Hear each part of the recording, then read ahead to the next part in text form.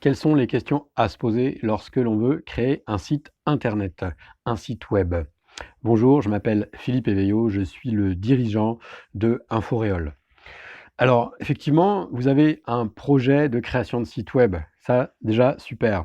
Et pour faire ce site internet, il y a 1000 façons de faire un site internet. Et pour savoir comment vous allez faire votre site internet, quel prestataire vous allez choisir pour vous faire accompagner, il faut que vous vous posiez des questions. Déjà, la première question, c'est quel est le but de mon site internet? Je dirais qu'il y a deux grandes catégories.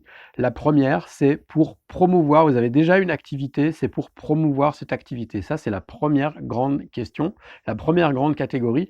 Et la deuxième grande catégorie, est-ce que je veux vendre quelque chose avec mon site internet? Et là, on parlera de sites de e-commerce, de sites de commerce en ligne. En fonction de la catégorie que vous choisissez, est-ce que c'est un site pour promouvoir mon activité, pour développer mon activité, ou est-ce que c'est un site de e-commerce, de vente en ligne? Je pourrais vous accompagner dans les deux cas, mais les questions que vous allez vous poser ne sont pas du tout les mêmes. Alors tout de suite, on va voir dans le cas où vous avez une activité, vous avez déjà une activité qui tourne, mais vous n'êtes pas présent sur internet ou mal présent. Je vous ai envoyé hier un email qui vous présente les 4 grandes erreurs que la plupart des gens qui découvrent internet font. Donc ça, c'est la première chose. Si vous ne l'avez pas encore lu, je vous invite vraiment à le relire. Et donc les questions que vous allez vous poser, c'est OK, j'ai créé mon site web, mais là, comment je le fais connaître? OK? Comment j'établis une relation suivie avec mes prospects ou mes futurs clients? Qu'est-ce que je fais pour leur donner envie de venir chez moi après de me rencontrer? Ensuite, autre question, quel lien je vais faire entre mon business, mon commerce actuel et mon site internet? Quel est le relais entre les deux? Ça, c'est aussi une question que vous pouvez vous poser. Ensuite, quelle est l'identité visuelle que je veux que ça ait? Est-ce que j'ai envie d'avoir une identité visuelle spécifique? Est-ce que j'ai déjà une identité visuelle et je veux que ce soit le relais? Ou alors je suis en train de créer une marque et dans ce cas-là, qu'est-ce que je veux faire apparaître? À quoi je veux que ressemble ce site internet? Et puis ensuite, cinquièmement, quelle est ma stratégie de contenu? Quel contenu je propose sur mon site internet? Est-ce que c'est juste un ensemble de pages statiques? J'ai une dizaine de pages, ça c'est le cas typique où je présente ce que je fais, d'accord? Mais une question que je vais vous poser tout de suite, comment je vais donner envie à mes clients de revenir régulièrement sur mon site internet s'il est toujours le même? Voilà, donc est-ce que je vais créer du contenu? Est-ce que je vais rajouter un blog en même temps? Est-ce que voilà, tout ça, c'est un ensemble de questions qu'il faut vraiment se poser parce que, l'idée d'un site internet, c'est la première chose.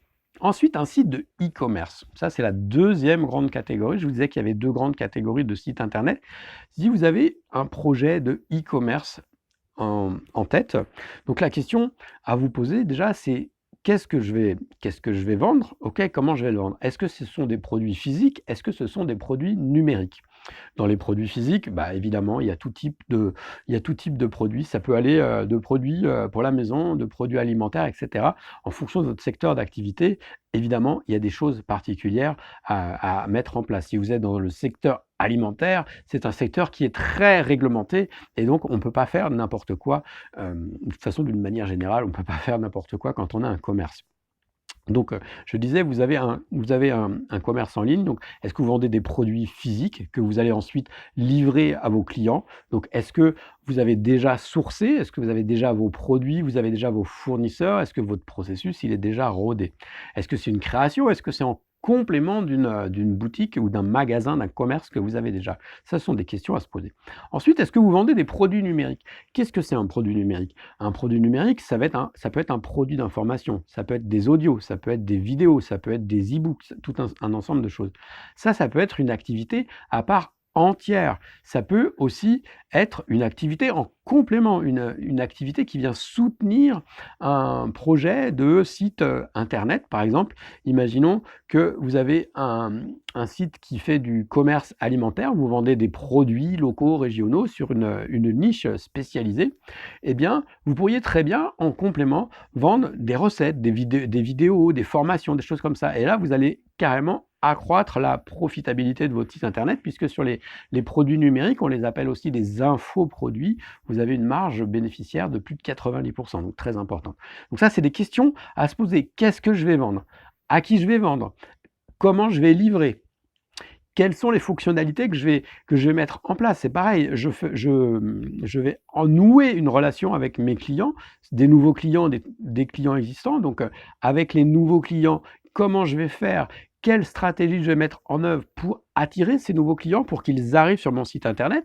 Est-ce que je fais des parutions dans la presse? Est-ce que j'utilise les réseaux sociaux? Est-ce que j'utilise Facebook, Instagram, YouTube, et cetera?